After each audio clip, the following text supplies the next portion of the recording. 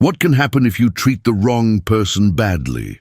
This receptionist learned that lesson the hard way. Flying at night often makes you think deeply. You might look out the small window and see nothing, or perhaps just your own face looking back. Victoria Adams was thinking like this as her overnight flight began to land over Tulsa.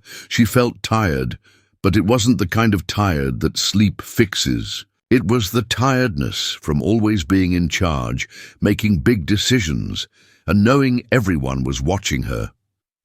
But today, Victoria wasn't worried about failing. She was thinking about a new opportunity. Her company, Horizon Tech, had been very successful in the automation industry for 5 years. She did it all without big investors or corporate help, just by being smart, writing good code, and working incredibly hard. Now, she felt ready to grow her company, maybe even buy the small marketing firm she was going to visit. She had noticed them for months because they had a talented team and unique clients, but seemed undervalued due to some issues with their leaders. She decided not to tell them she was coming. Victoria liked to walk in unexpected. She believed you learn more about people by seeing how they act when they don't know who you are. This told her more than any fancy presentation ever could. It was a little after 7:30 in the morning when her Uber dropped her off in front of Summit Marketing. It was a tall glass building in downtown Tulsa. The sun was just coming up, making long shadows on the street. Inside, most offices were still dark. Victoria adjusted her hoodie. Her company logo, a small white dot in a blue square, was sewn near her heart. She wore jeans, old Converse shoes, and carried a bag over her shoulder. She looked more like a tech worker attending a conference than a CEO ready to spend $6 million. But she didn't mind. She walked into the lobby and noticed the shiny floors, the quiet jazz music playing, and the large, flashy art on the walls, trying hard to look unique.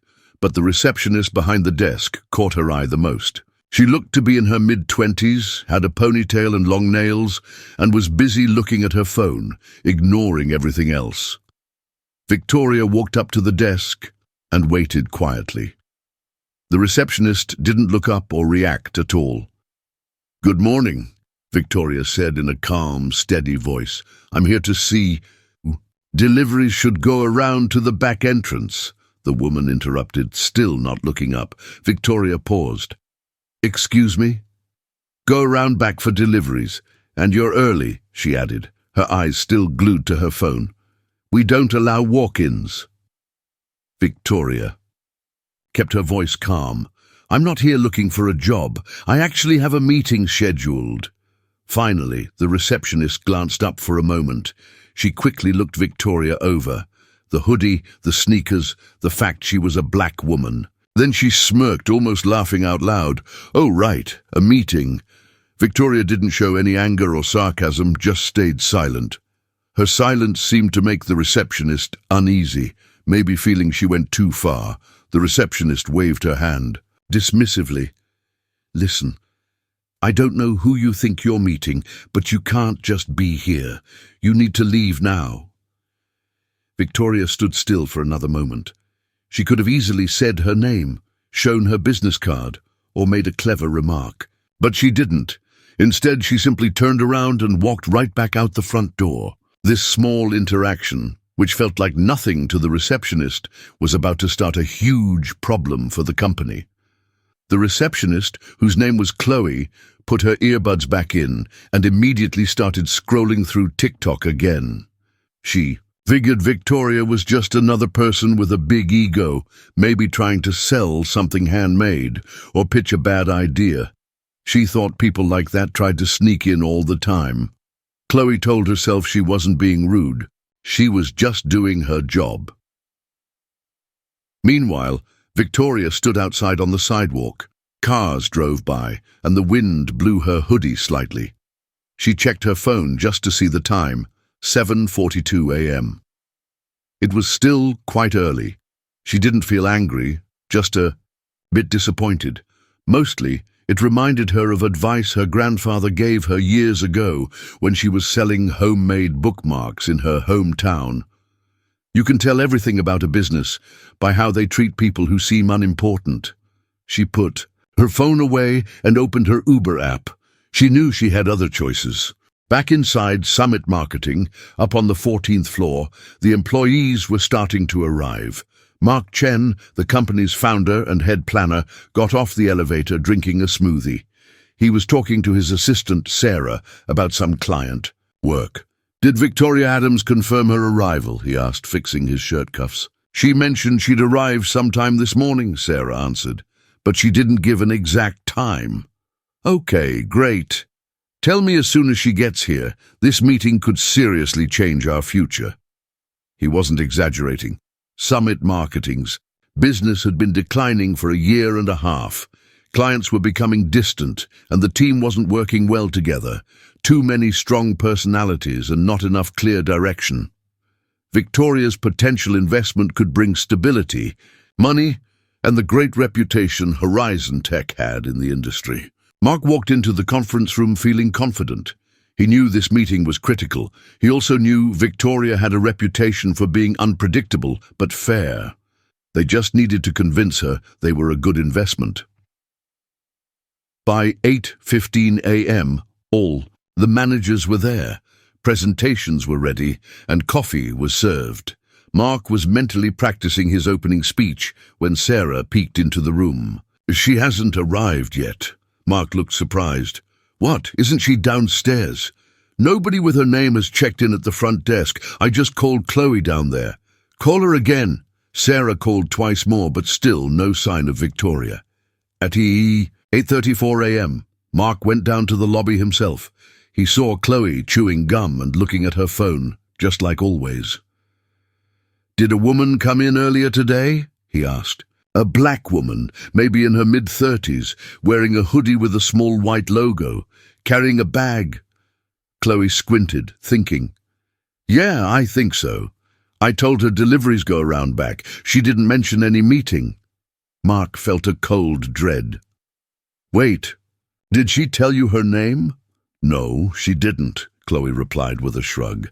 "She looked like she was delivering something, or maybe one of those tech people who think they can just walk into any building." Mark didn't say anything. He just stood there, stunned. He quickly checked his phone for messages. Nothing. No missed calls, no emails, no texts from Victoria. He tried calling her office number, but it went straight to her voicemail. Riding the elevator back up, Mark leaned against the wall. His heart was pounding, and his hands felt sweaty. He knew exactly what had just happened, and he knew it was very, very bad. At 8:52 a.m., while the team at Summit Marketing was still frantically trying to figure out how to contact her, Victoria Adams was sitting comfortably in another office, just 10 blocks away. It belonged to a different company, similar in size but with more growth potential, a direct competitor to Summit. They offered the same kind of opportunity, but their attitude was completely different. What Mark didn't realize was that this wasn't the first time Victoria had been treated poorly based on her appearance, and this time she saw no reason to wait around or give them a second chance. By 9:10 a.m., the conference room back at Summit, marketing was completely silent. Nobody was joking or chatting. You could only hear the soft whir of a laptop fan and feel the growing understanding that something terrible and irreversible had occurred. Mark stood at the front of the table, looking down at his now useless notes. His usual energy was gone. His team watched him, waiting for instructions, but he was speechless. This wasn't just a missed meeting, it felt like a clear message. He finally cleared his throat. "Okay, well, something clearly went wrong. Before we panic, let's try contacting her again." "Sarah, you said you emailed her twice?" His assistant, Sarah, nodded. "Yes, with no reply. I also left a voicemail, and I confirmed this meeting just last week." Everyone looked at each other nervously. The tension was obvious. Ben Carter, the head of business development, leaned back, crossing his arms. "This isn't about confirming the meeting," he stated firmly. "Someone downstairs messed up badly. That's the real issue." All eyes turned back to Mark. He sighed, rubbing his eyes tiredly. Chloe said she thought Victoria was here for a delivery. There was a heavy silence. Then Emily Davis, their brand director, looked sharp. Wait, she did what? She didn't recognize Victoria Adams and told her to use the back entrance? Emily dropped her pen onto the table in disbelief. "You have got to be kidding me." "I really wish I were," Mark admitted. Ben stood up abruptly. "So what's the plan? Are we just going to sit here? This deal was our only real chance to save this company from failing."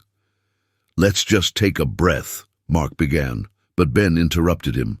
"No, Mark, let's not. Let's face the facts. We have barely enough money to last 3 more months. Half our clients aren't responding. We've had to fire 7 people recently. You told Victoria this meeting was vital, and now she's ignoring us completely." Emily slammed her laptop closed. "Honestly, if someone treated me like I was nobody in the lobby, I wouldn't stick around either." Mark didn't argue, because he knew she was right. He glanced down at his notes again, points about working together, growing the business, all meaningless now. He checked his phone one last time. Still no messages. Meanwhile, Victoria was in a quiet office talking with Ryan Bell, the founder of a smaller, quickly growing company called Apex Solutions. She had been interested in them too, but they weren't her first choice until that morning's incident. Ryan, wearing a simple black t-shirt and pants, leaned forward. "So tell me, what made you decide to visit us instead?" Victoria gave a small smile. "Let's just say today was a strong reminder of how important first impressions truly are." Ryan smiled back. "That makes sense." Victoria felt comfortable with Ryan. He didn't try too hard to impress her. He just listened. His team had welcomed her warmly at the entrance and even offered her something to eat. Importantly, nobody questioned who she was or why she was there. That meant a lot to her. By 9:45 a.m., Mark was alone in his office, door closed, blinds shut. He stared blankly at a financial spreadsheet on his laptop. The numbers didn't seem relevant anymore. Down in the lobby, Chloe was still occupied with her phone and chewing gum. She had no idea that her brief, dismissive interaction had just destroyed the company's last hope. But this situation wasn't just about one employee's bad judgment. For Victoria, the way she was treated at the front desk touched on something much more significant, an issue she had dealt with for many years. Victoria hadn't always been the powerful CEO she was now. Not too long ago, she was just another person, trying to get noticed, often overlooked in noisy rooms where no one listened. Back in 2009, she lived in a small apartment in Kansas, working 2 jobs, one in a grocery store, the other cleaning offices on weekends. Every night, she stayed up late teaching herself computer programming on an old, broken laptop she found cheap. Nothing was given to her easily. She learned by doing, first creating simple, imperfect websites for local small businesses. But with every project, her skills improved.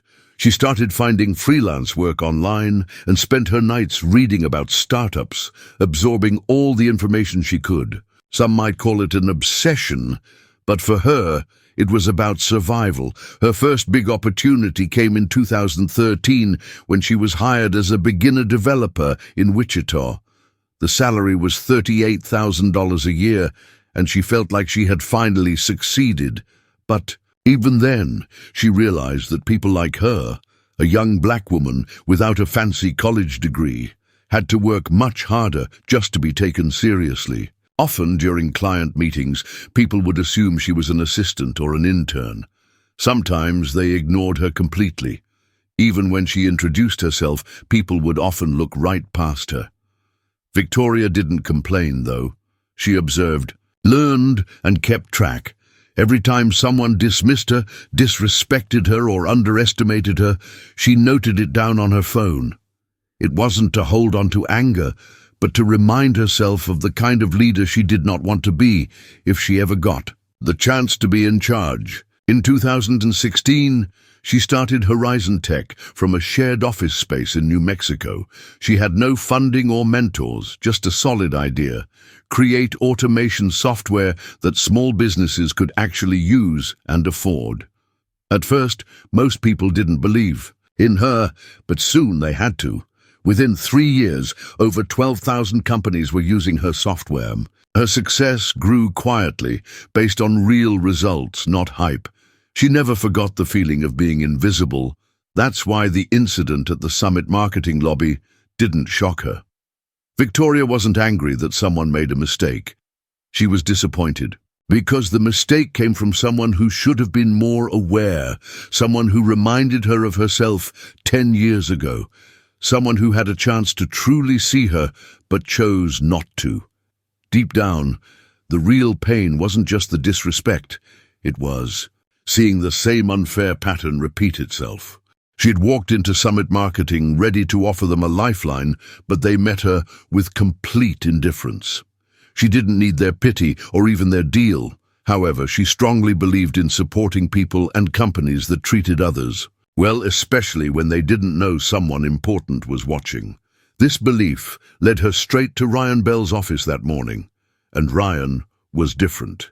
He didn't waste her time. He offered her coffee, asked thoughtful questions, and was honest about his company's situation, their needs and potential. That honesty earned Victoria's respect. By 10:20 a.m., Victoria and Ryan were already discussing the details of a potential deal.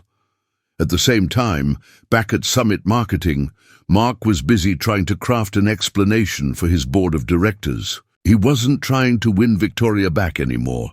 He was just trying to buy himself more time and explain the unfixable mistake. But time was running out for him because Victoria was already making her next move, one that no apology could stop. By noon that day, the first draft of a contract was being written. Victoria didn't waste time. When she felt something was right, she acted quickly. And everything about Ryan Bell's company, Apex Solutions, felt right. Their financial numbers weren't as impressive as Summit's, but their company culture felt different, energetic, motivated, and genuine. Ryan Bell looked amazed as he read through Victoria's offer. "Wait," he said, his eyes wide. "Are you actually serious about this?" Victoria looked up from her tea. "You mentioned you wanted to grow your company." "I did, and I still do," Ryan replied, still shocked. "I just never imagined it would happen like this today." Victoria shrugged slightly. "Good timing isn't always planned, but it often reveals the truth." Ryan nodded, taking it all in. Her offer was straightforward. Horizon Tech would buy Apex Solutions completely. Ryan and his main team could stay, lead the new part of her company and grow it further. There would be no job cuts or dramatic changes, just focused growth. The only condition she had was a commitment to respect. Respect for people, for the work process, and for potential, no matter who possesses it or how they look. An hour later, Ryan signed the initial agreement. Across town at Summit Marketing, the earlier panic had shifted into damage control mode. Mark had spent hours calling everyone he could think of, trying desperately to find a way to reach Victoria. He even sent her a direct message on LinkedIn, a platform he rarely used, but there was still no reply. Around 1:30 p.m., Emily knocked on his office door, holding up her phone. "Mark, you need to look at this," she said, walking in without waiting. She showed him the screen. It displayed a new tweet from Victoria Adams. It contained only 6 words. "Treat everyone like they own the place." Below the text was a photo showing the city view from the conference room at Apex Solutions. There were no mentions or drama, just a simple, powerful statement. Mark stared at the tweet for a long moment. He realized this wasn't just about a missed meeting anymore. It was a public message, and everyone in their business circle would understand its meaning. By 3 p.m., the rumors had already started spreading. People connected to their industry began whispering about the deal that fell through, the rude welcome Victoria received, and how she walked out.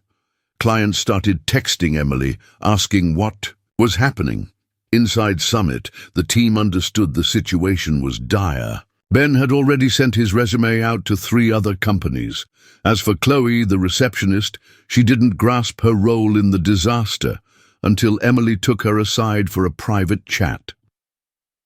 "Remember the woman you turned away this morning?" Emily asked, arms crossed. "Yeah, what about her?" "That was Victoria Adams." Chloe just blinked. "You mean the Victoria Adams?" "Yes." The realization hit hard.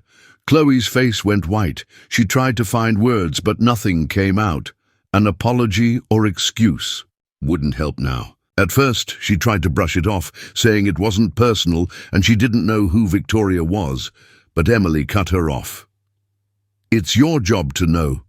It's your job to see people." Later that day, back in her own temporary office space, Victoria finished her work. The sun was setting, creating long shadows. She had made her choice. The deal with Apex was moving forward, and Summit marketing was no longer her problem. Her decision wasn't about getting revenge. It was never really about Summit at all. It was about staying true to the principles that led to her success, understanding her own value and having the confidence to walk away from situations where that value wasn't recognized. While Victoria was moving on, Summit Marketing was just beginning to understand the high price of a single moment of disrespect. 2 weeks passed, and the problems at Summit Marketing were now obvious to everyone. Clients began to leave. It started slowly, with 1 or 2 projects put on hold. Then 3 major clients ended their contracts completely. No one mentioned Victoria Adams by name. But the news of what happened had spread quickly through the industry. In today's world, a company's reputation is fragile. One mistake can shatter it publicly. Mark tried his best to keep the team positive. He held urgent meetings, brought in outside help, and even gave Chloe a chance to apologize directly to Victoria. But it was useless. Victoria never replied to Mark's calls or emails. She didn't even acknowledge him when he tried to approach her at a tech conference in Phoenix. She simply wasn't there for him to talk to. Victoria didn't need to say anything more. Her actions and silence spoke volumes. Meanwhile, things at Apex Solutions, now part of Horizon Tech, were buzzing with positive energy. Teams were busy with new projects, and new employees were being hired. Victoria Adams was featured in business articles with headlines like "Horizon Tech expands through smart acquisition" and "Leadership lessons from Victoria Adams." At her new company, everyone understood the importance of treating visitors with respect. It didn't need to be stated. Back at the failing Summit marketing office, Chloe's desk was eventually empty. After the situation became clear, she simply stopped coming to work. She left no note, no email, just vanished. The HR department tried to contact her, but she was gone. She was likely telling a very different story about what happened somewhere else, but the people who remained at Summit knew the truth. Soon after, the company had to let go of 5 more employees. Their investors pulled their money out. Mark Chen officially stepped down to explore other opportunities, but everyone knew he was forced out. Emily found a new job in San Diego. Ben moved back east. Sarah left the marketing industry entirely. Summit Marketing didn't shut down instantly, but within 6 months, it ceased to exist under that name. A larger company bought what was left and turned it into a generic digital agency. The original company name and its culture were gone. Through all of this, Victoria didn't celebrate Summit's failure. She didn't post smug comments online or say, "I told you so." She simply continued to build her own company. One day, during a podcast interview, the host asked if she regretted not giving Summit Marketing a second chance. Victoria paused for a moment, then smiled. "You don't get second chances to show basic human respect," she replied. "It was never just about the business deal. It was about that single moment, the moment someone chose not to be decent when they easily could have." She continued, "I don't need apologies from people like that. I just learn from the experience and move on." After letting her words sink in, she added, "That's how you truly judge a company's character. Not by their fancy website or ads, but by how they treat people when they think nobody important is watching." Her tone wasn't bitter, it was clear and confident. Victoria never needed revenge because she had something much better: choices. And sometimes, walking away quietly makes the biggest statement. The lesson here is simple. We all sometimes judge people too quickly based on appearance or assumptions, but we never truly know who we might be interacting with. Showing respect costs nothing, but showing disrespect can cost a person or a company everything. So always choose to treat people well, even in small moments you think don't matter, because they always do. If this story made you think, even for a second, consider sharing it. Someone else might need to hear this reminder too.